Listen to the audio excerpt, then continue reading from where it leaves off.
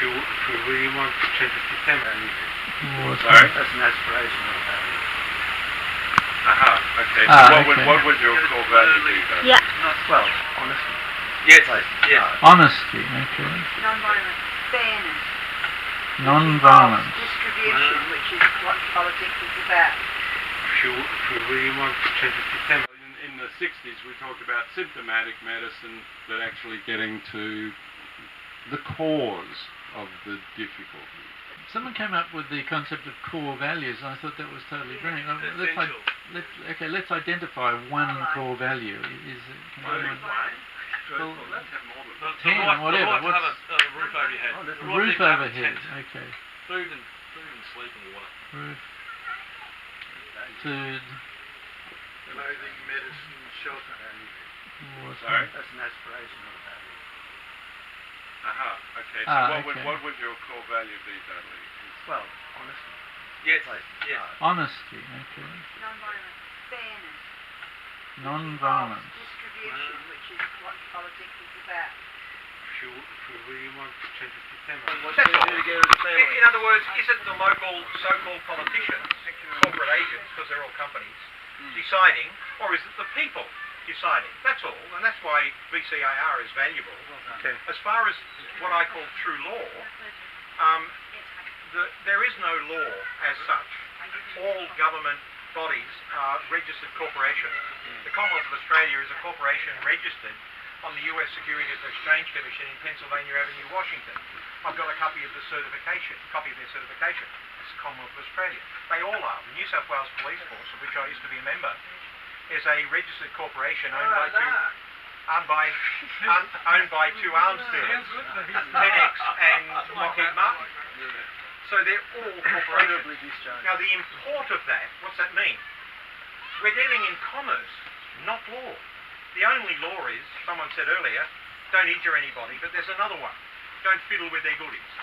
Okay? There's two laws actually. So, we're dealing in commerce. What do you need to know in dealing with commerce? You need to know contract law. Oh, you mean agreement? Yeah. And actually, I think it's a very beautiful concept for the future.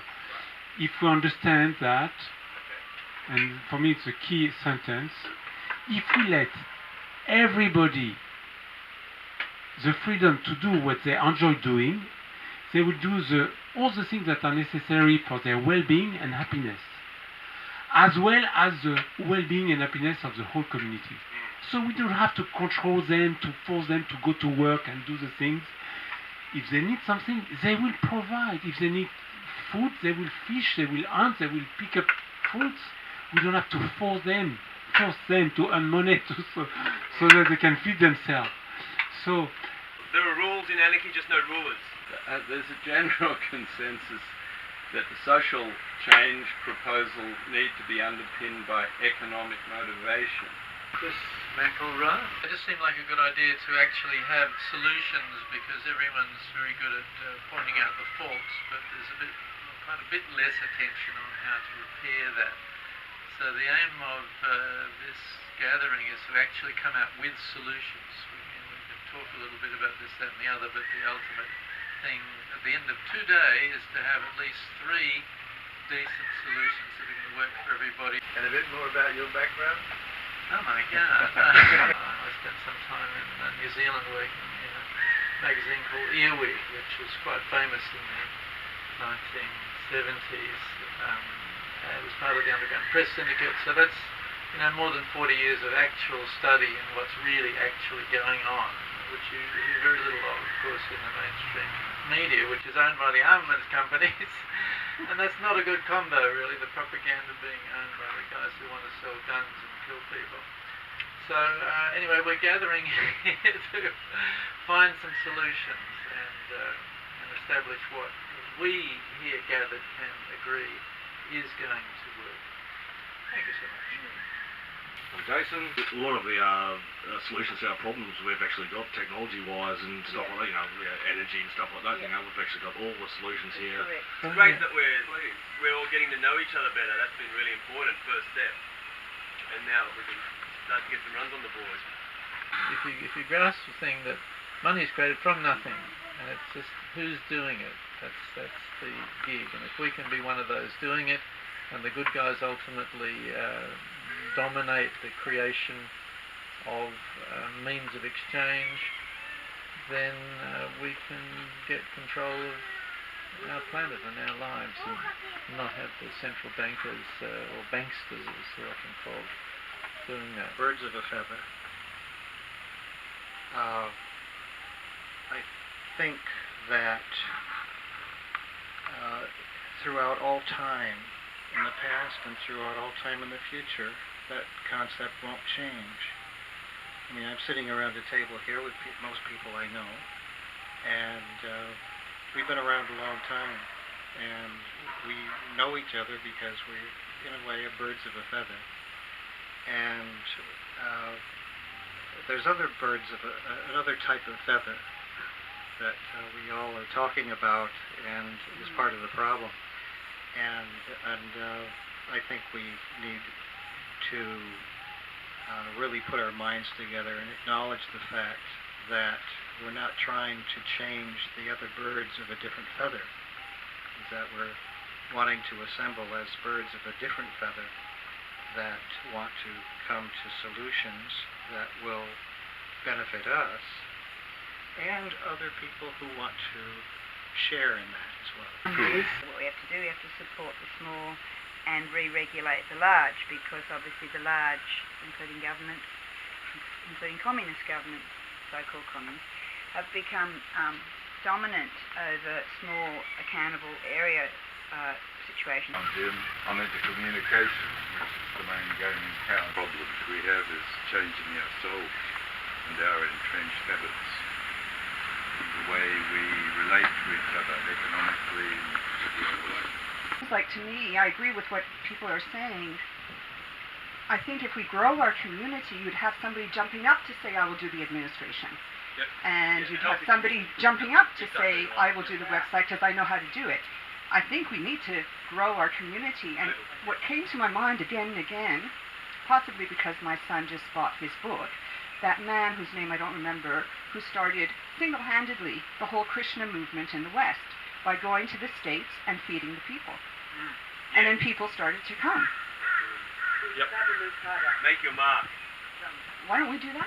Yep. In that vein, let me tell you a short story about a guy I met in Kupang at a hotel. I was just staying at this hotel by chance, and there were very few people in the dining room, and this other guy sitting on his own asked me to come and join him. He was the regent of an area in an island called Flores, and he had got to that position. He was an orphan at 4 years old, and he went to work making cement bricks to survive.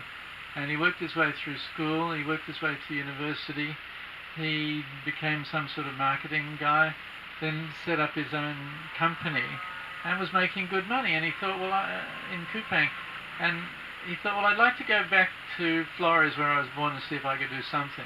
So he bought some land, 100 acres of land or something, bought 100 cows, and every year almost every year, the cows would give up 100 calves. So he went to the community and found someone who wanted to look after a calf, and he would give them the calf under the arrangement, if it was a female calf, that the first calf that came from that calf when it grew up would be his, so it comes back to him, and then all the rest would be theirs. So the people who had nothing, suddenly they got a cow, so they're relatively wealthy, and the whole system really worked. And when the position of regent came up, it's an elected position, he nominated and got like 78% of the popular vote, because he was doing something for the people, something real and helpful. Hey Joe, it's my name. I'm really enjoying listening to all of the stuff that's happening. Whole countries are like individuals.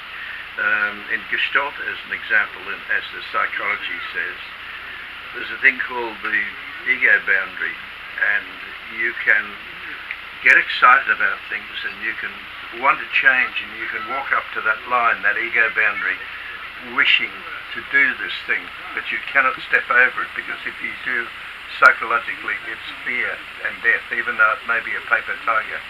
Now the same applies to society. one of the strange things you'll notice is, like Australia, for instance, here we are with almost 50% of our population who haven't got a brain in their head voting coalition. Excuse me, who said that? And the other half of the population, almost 50%, voting Labor, and both sides are stupid at times. And you've got the Greens trying to shove it this way, and you've got the right trying to shove it that way. But countries are like people. We will not change and cannot change because of the fear of change until the whole society is brought forward psychologically and within their desire, within their passions and with their limited passions and wills. So this is what we're debating.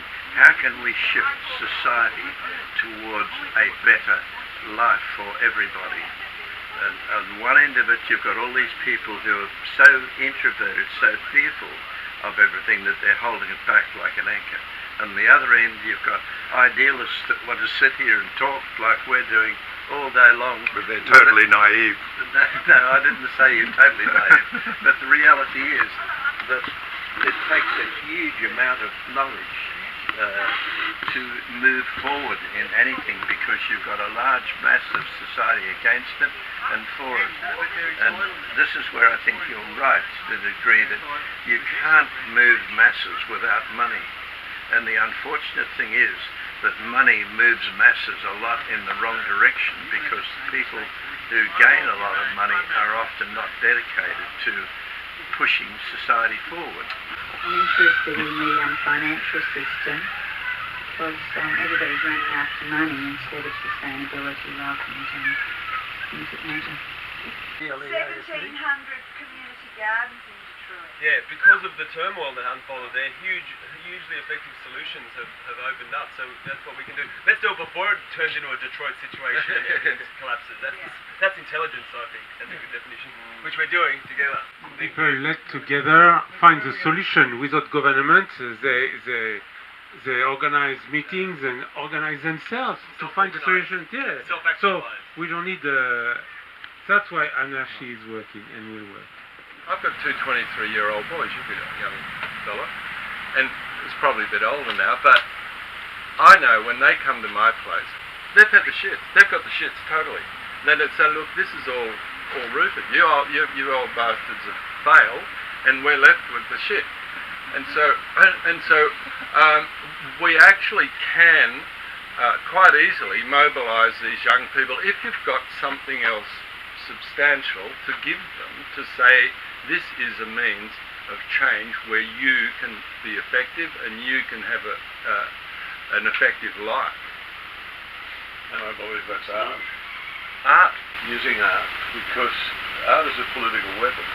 This is why governments, particularly tyrannical governments, come down on the intellectuals, the artists and the musicians, and anyone who's standing up there that's actually holding up a mirror to society about what's going on and doing that in a creative way that actually encourages and mobilises youth. And I go back to the 60s and the 73 Aquarius Festival, the Cotter Dam Festival, Serenity Festival in New Zealand, different festivals I've been to. I've seen the coming together. I've seen the potential of what can happen when art is at the centre of the focus, because that's a connection with the sublime, whatever you perceive the sublime to be. Coincidentally grown up in Canberra in an art gallery. And so my feeling is that the tools of change, I call them, music, art, theatre, dance and food. You know, so that, yes, those are the things that move people. That's why John Rappaport, I don't know if anyone gets into him, but he said art is dangerous. It's dangerous. And it should be. It should be, because that is, and I've long believed, something like 25 years, I've believed that the artists, poets, writers, musicians and filmmakers are the new age healers, spiritual warriors and goddesses. They can let their balls drop. Can I just say something? Why are we talking about festivals in the 70s when all of the biggest festivals happen in Byron Bay 4 times a year? The Blues Festival, Splendour, Falls. Why don't you just go to those festivals and reach hundreds of thousands of people who come here every year? There's your festival. There's your Aquarius Festival now. There's your market. Well, it's very There's the different. young I think people. They're a financial exercise these days, I think. Yeah, but they're run by local. They're local people who run the festivals. The locals own the Byron parklands. They're a bunch of international corporations. No, they're not. They just bought out that whole festival. It would be interesting as to whether or I not doubt you it. go and promote there. It's not that you know that I know them. I'm in the music business. I know all the people who run the festivals. It seems like, why don't you just ring them up? They're all got offices in Byron Bay, and say, hey, this is what we want to do. Let's just talk to all of the people who come every year, who are like-minded individuals. Can I make contact with you after, and you can give me access to some of these? Absolutely. Beautiful. And I'll give you the names of the people. You call them up tomorrow. I'd like to make this point, that I don't feel that we're really ready to go out and say this is what's happening, what needs to be done.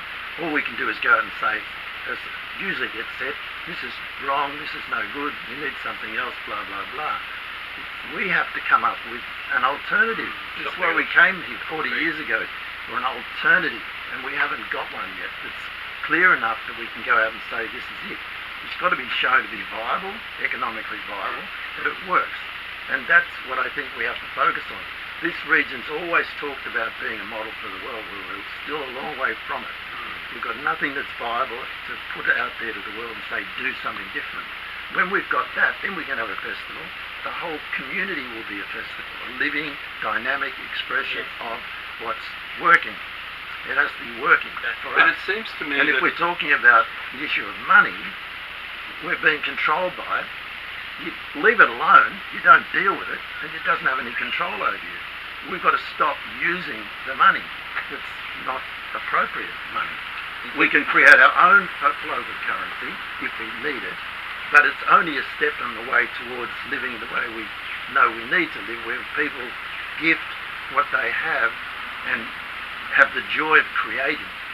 That's the new world, is when people are expressing their capability, are honoured for their capability, and just like in a tribal situation in the good old days, you might say, hunting and gathering, it's what you brought to the table that identified what your respect was in the community. And that's all we need. If everybody brings to the table their greatest skill and presents it to a very receptive community that's open to helping everyone to do that, then we've really got something to show. And without that, I'm sorry, but we're not even getting close to changing the world the way it needs to change. Talking about all these festivals and alternative lifestyle, musicians and artists, all this has been sort of associated with dope smoking all the way along. Would anyone here be willing to concede that we're in a serious enough situation now that people need to stop dope smoking? No, that's ridiculous. Dope smoking is on the New World Order! I mean, The wrong group for that idea. But Iceland that showed us that when they changed the government and the female Prime Minister said to the banksters, we didn't cause this problem. Well, as you know, Iceland was used as a laboratory for that. So you caused that problem, so you're going to jail. And she put the banksters in jail. Then she went to the politicians who supported them, and I think this is the key. She went to the politicians who supported them and said, and you bastards supported them, so you're going to jail too. Put them in jail, sold off one of the major banks, and there's only 300,000 people in the country, gave everyone a big handful, and what do you think they did? They put it back in and refloated their economy. And I went, I've only seen Icelanders as someone with a spear and a fish. And yet they've shown us how to deal with these thugs. And I think it's delusional to hope that Jesus is going to come back and throw the moneylenders out of the temple yet again. But I think we have to take the personal courage to be able to challenge these banksters. And I think Liz's book, Dr. Liz Elliott's book, is a bloody good example of just the background that needs to be absorbed to see, and Glass-Steagall, of course, reintroducing Glass-Steagall, then you've got value. Same with the government. If we're being responsible, that's what we're doing, and we just recognise it. And we don't need somebody else to do it for us. That's what we're saying. And if we manage that in our own economy, build our economy around that, so the people here work on jobs we all want done, etc., then we have an efficient system. It's all about efficiency. I think it is amazing. The purpose of it should be to see how far the projects have progressed. Yes, definitely. Rather than to affirm that there should be projects. We've already got people to agree to help with the electric car, for example. That's something. This will be my throwaway line. Being a member of the shadow government of this region. All right. Elect yourself. I like it. Yes. To take responsibility. Yeah, that's amazing. But what I want to say is we need both. We need to bring the general population along a bit. We need to have islands of joy and beauty. And we need to not set in any way that we need to explain to people that, well, what my book's about. 70% of our resources are currently going up in smoke. They're going to CEOs' salaries, they're going to tax havens, they're going to waste, they're going to war, they're going to excessive consumption. So it's very, very easily, no, but it is a solution that when people understand that we can easily afford what you call paradise, I would call, decentralised, democratic, ecologically aware civilization. We can easily afford it when we stop pissing it up the wall. Right. Thank you so much. It's been so brilliant to have so many genius people here.